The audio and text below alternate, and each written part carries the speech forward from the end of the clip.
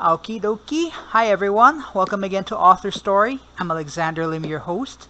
And for this episode, I'm interviewing Brendan Jones, author of the book The Alaskan Laundry. And for those of you following along who are interested, please feel free to go over now to the Amazon link in the description below and check out or get a copy of Brendan's book. So Brendan, welcome to AuthorStory. It's great to have you with us as our guest. Thank you so much for having me on the show. I really appreciate it. Cool, cool. So, Brendan, would you mind introducing yourself and tell our listeners a little about your story and your book? What's your background? Sure. I grew up in Philadelphia. I was actually born in Colorado. And at the age of 19, I left school in New York City and I went out to Alaska and worked in the commercial fishing industry and ended up falling in love with the state and continually going back. This book, The Alaskan Laundry, I started writing, I guess 2005. Okay. And I had a bunch of jobs in between to kind of support the book as I wrote, and then finished up recently, and now just kind of going around the country peddling the book and doing these great interviews. All right, cool, cool. So, so this is like your first book, right? It is. It's my debut novel, yeah. Okay, but I mean, prior to writing out this book, were you like a blogger or an essayist? Someone like that, someone who's into writing? Well, both my parents were journalists. I definitely spent some time working on a newspaper up in Sitka, Alaska, and then I do write a blog, and I've written for the New York Times and Huffington Post and different magazines, mostly kind of op-ed pieces, but essays, like you say, is pretty accurate. Right. Okay. Cool. So it's not like writing is something that's like totally new to you then.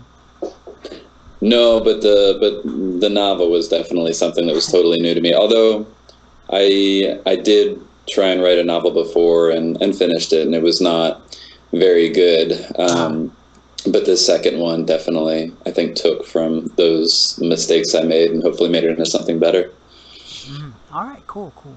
So, can you? It's okay if you give us a brief summary of your book. I mean, just the essential points. Don't give away too much, or else people aren't gonna read it. They're gonna get it all here, and you know. Sure, sure. And it's a pretty classic hero's journey, as outlined by Joseph Campbell. There's this young female boxer in Philadelphia, and she experiences this very specific trauma, and she goes out to Alaska, where she tries to figure out her life, and she does that by working up the ladder of the commercial fishing industry, starting at a salmon hatchery and then going on to a seafood processor and a tender and a troller and finally to a crab boat.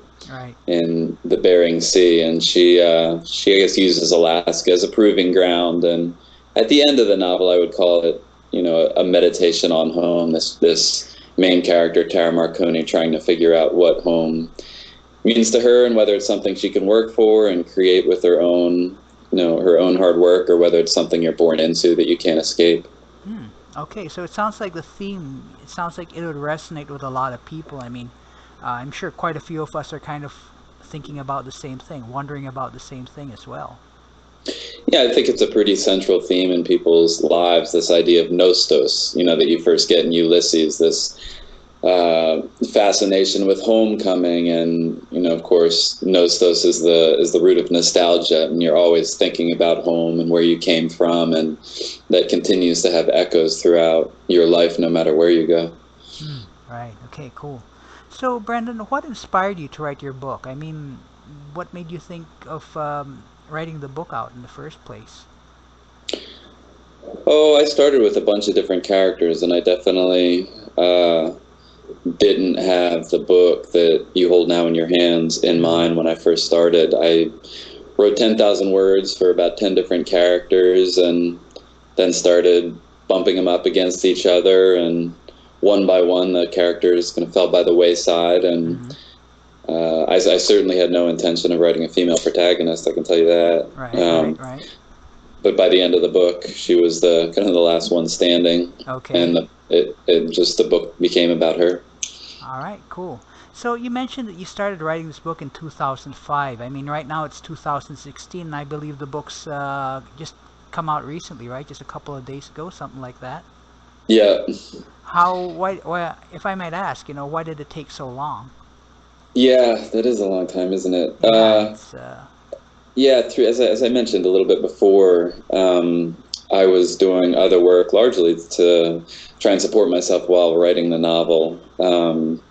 I started a construction company in 2006 and mm, did that for 5 years, mm, and was commercial fishing, mm, and I ended up actually getting really wrapped up into the construction work and growing the company and right, just being a right, general contractor. right. And it really wasn't until I stumbled on this program at Stanford, the Stegner, that I all of a sudden got 2 years to really sit down and finish the novel. So, I mean, Mm, most of the writing took place, I would say, between 2013 and 2015, okay. when I was allowed to kind of stop the money making work and just really focus on the writing.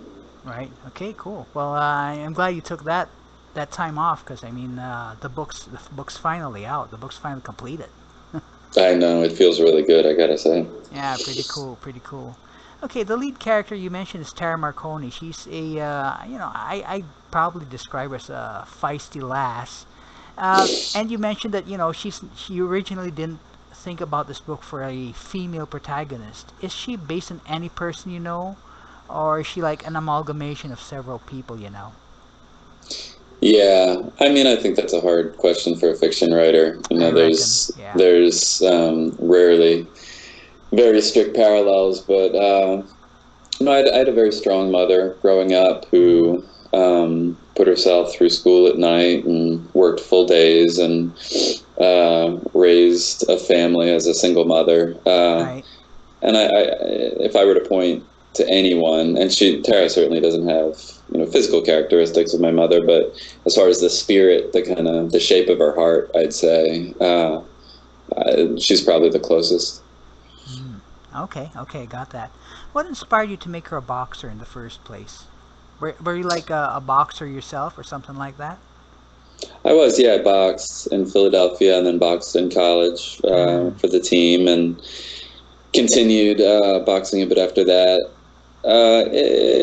It was something I knew about, Okay. Okay. and so that I didn't have to do a whole lot of learning.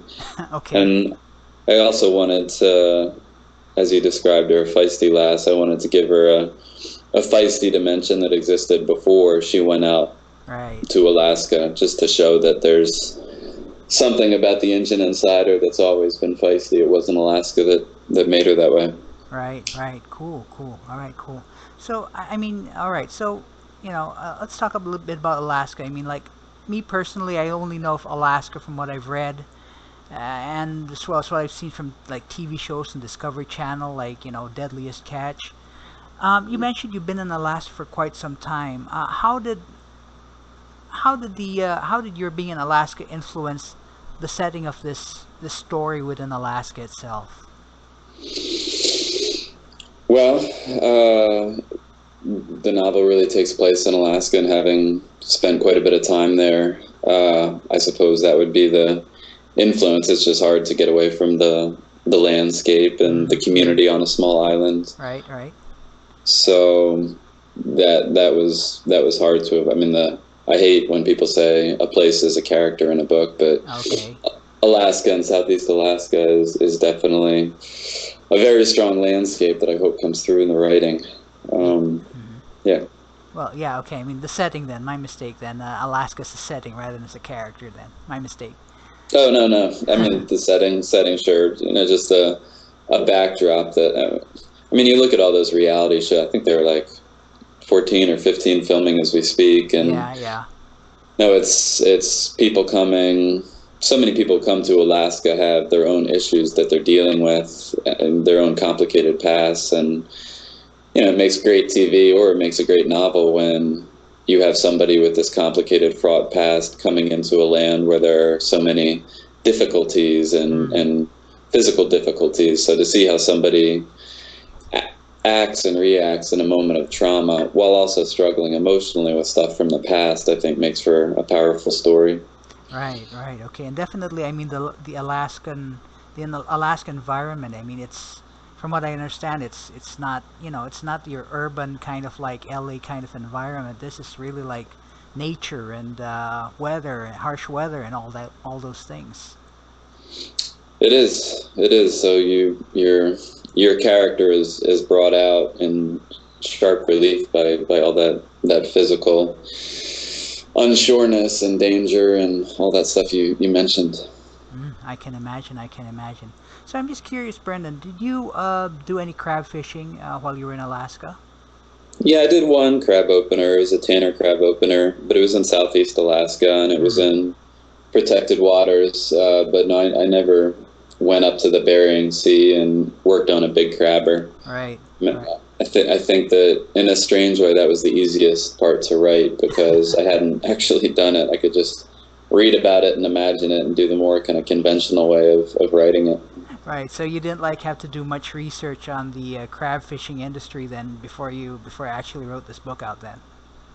Oh no, the opposite. No, I did because I Oh, hadn't been okay. on one of those boats, so it helped to read a guy named Spike Walker who writes wonderfully about crab boats, and Hmm. I admit to watching a couple episodes, The Deadliest Catch, Right, right, and that sort of thing to get the real flavor of crabbing. right. Okay. Did you find out? I'm just curious. Did you find out anything about the crab fishing industry that surprised you? I mean, about the process or its people or anything like that? Oh yeah, I mean I don't think you can write well about something unless you're surprised by it. I mean Mm, any sort of reading or research hopefully leads to some sort of surprise because that leads to wanting to explain this surprise and feeling of excitement on the page. right. So yeah, when a captain decides to bait with cod instead of herring, I'm Mm-hmm. surprised by that, and I want to know why that is. And writing has always been a way of figuring out why things happen for me. Okay. Cod and herring. Forgive my ignorance, but what's the difference between the two fishes bait?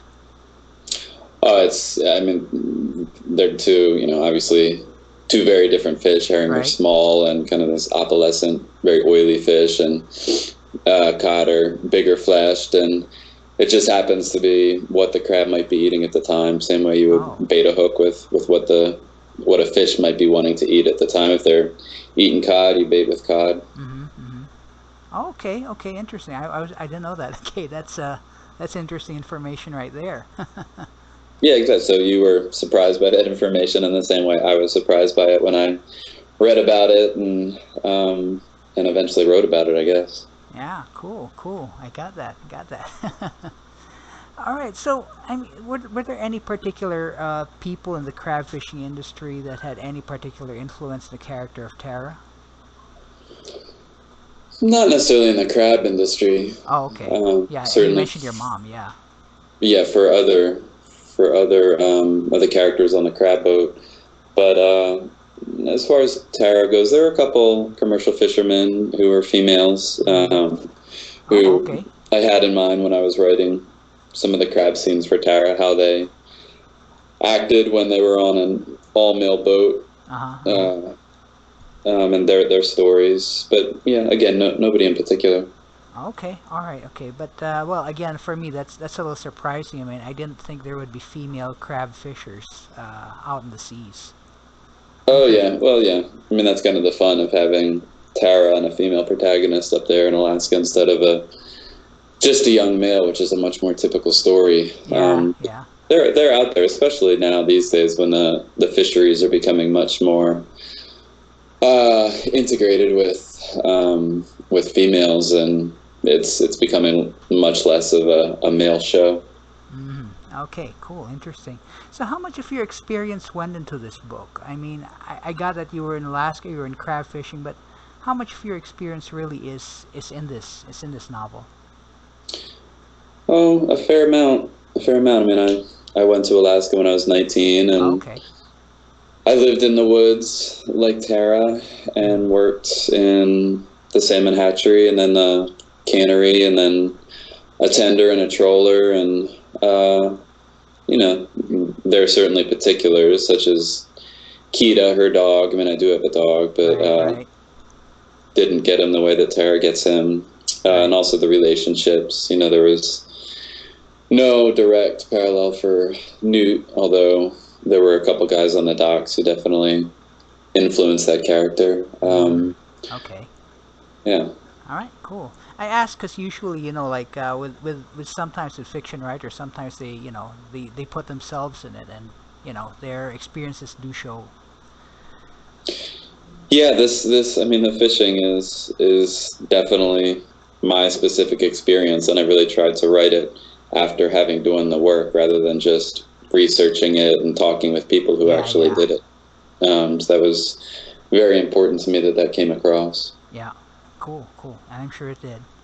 So, Brandon, authors who write books, whether it's fiction or nonfiction, they sometimes go on a journey as they do so. Like they thought one way about a particular thing, and then after they do the book, they think another way, or something comes up, or they think, yeah, that's right, okay, that makes sense. Has working on this book done any of that for you? Oh yeah, I mean, I think that any good book struggles with something that the author is unsure about at the outset, and for me, it was very much a concept of home and what home means, and writing the book cleared a lot of that in my head. Um, Figuring out what it means for me and raising a family and Right, having a daughter as I do, and right. I mean, always. I think so many writers, if you talk to them, I'm sure you've talked to many, but they'll tell you that their way of coming up with answers or figuring things out is just trying to write through it, write a story about it. Yeah, cool, cool. I got that. So, if you don't mind my asking, so what does home mean to you? What's the concept of home mean to you? Well, it is where you were raised, and it's those traditions you were raised in. I mean, I go back to Philly and immediately get a soft pretzel and Okay, okay. go through the Italian market and do all the things I love to do. Right. But at the end of the day, especially when you're raising kids, I think it has to do with being in a community that's close and that looks out for its own. Right. But that's also filled with the blood of where all those people come from and what Yeah. they brought, and Yeah. that's why I love Patagonia, for example, because it's so many expats living there, bringing their traditions, but not being beholden to those traditions or controlled by them. Okay. And Alaska is very much the same way. There are people who have made very intentional decisions to live there, and they bring, their memories and Right. where they were raised, but they don't let that determine who they are in life. And that at the end of the day is my definition of home, and it happens to be on a remote island in Alaska. All right. Cool. Cool. Yeah. Sure. That's very interesting. So, Brandon, is there anything else, other topics or stories, fiction, nonfiction, that you might want to explore as an author of a book, like sometime in the future? Oh, I've been working on another novel Oh, okay. Cool. that doesn't necessarily take place in Alaska, so that's been Okay. interesting. I'm still not entirely sure what the question that novel is going to be answering for me, and then also writing some nonfiction about living on this World War II tugboat as my wife and I and my daughter do. So yeah, kind of attacking nonfiction and fiction at the same time and seeing where both lead. All right, cool. Well, hopefully, hopefully you can get that book written, a lot faster than this one. I hope so too, very much. All right, cool. So, Brendan, the last few minutes of this interview, are there any like words of wisdom you have accumulated, that you would like to share to inspire listeners with? Oh, hmm.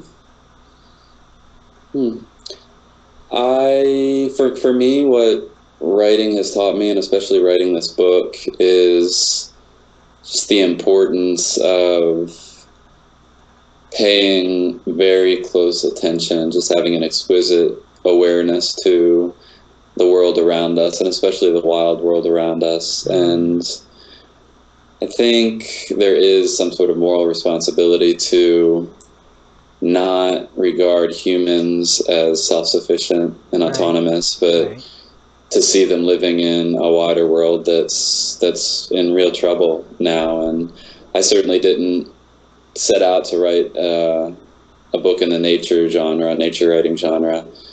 But I hope that the book speaks for and is in the corner of Alaska and the rainforest in Alaska, and bringing to life sensually the largest intact rainforest in the world and some of the last wild salmon rivers. And I really learned that you have to fight for such lands, and that can be done through op-eds in the Times or HuffPo, but it can also be done novelistically. Right. All right. Cool. Well, thanks very much for those words of wisdom, and definitely, like in this era of climate change, definitely the environment, the world at large, it's something we really should be looking out for. Absolutely. Absolutely. Yeah. Cool. So, in closing, then, the book is The Alaskan Laundry. The authors are guest Brendan Jones, and his websites for his book are alaskanlaundry.com, and also his personal website, brendanisaacjones.com. So, Brendan, thank you very much for your time. Thank you very much for being AuthorStory, and you can tell I learned quite a bit from this one. Thank you so much, Alex, for your great questions, and I really appreciate being on your show. Cool, cool. And if all of you would like to follow our author interviews on YouTube, just click on the subscribe button. If you'd like, go ahead and buy the book right now by going to the Amazon link below. So that's all, folks. So long for now, everyone, and I'll be back on AuthorStory with another inspiring author.